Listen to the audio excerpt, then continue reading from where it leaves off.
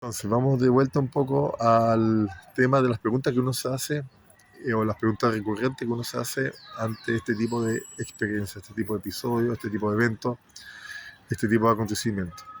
Cuando uno está frente a un fenómeno o un objeto que uno no logra identificar, por lo general ocurre que dependiendo de la distancia, el cuerpo reacciona de una manera u otra.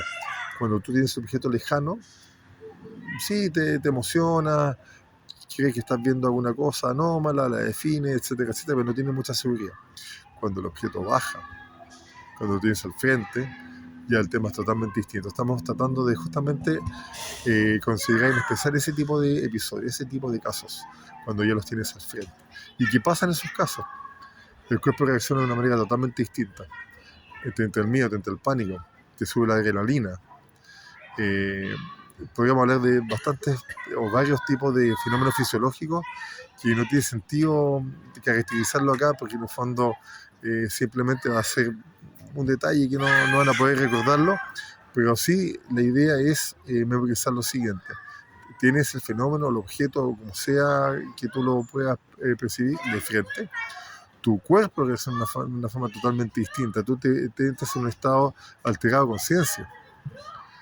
Yo conozco muy pocos casos en donde las personas no se hayan sorprendido, donde no hayan taquicardia, producto de la manifestación de este fenómeno. Y peor aún, hay gente que entra en un pavor, que es muy natural, así que no se sientan ustedes avergonzados por entrar en ese tipo de reacciones, porque en el fondo cuando uno no conoce algo y se le presenta de la nada, en tu territorio, en tu zona de confort, en tu zona privada, ¿no es cierto?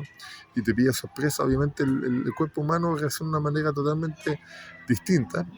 Hay gente que conoce su cuerpo, hay gente que no conoce su cuerpo, hay gente que ante este tipo de circunstancias no conoce la reacción de su cuerpo. Entonces hay gente que incluso dice, no, a mí no va a pasar nada, yo soy duro, yo soy valiente y todo. No, eso es muy difícil decirlo. Hay gente que me acuerdo de haber escuchado uno que otro que decía, no, este tipo de cosas me superó. Es totalmente fuera de toda capacidad humana de resistencia, ¿no es cierto? Ser resiliente ante este tipo de experiencias no es simple, es un proceso.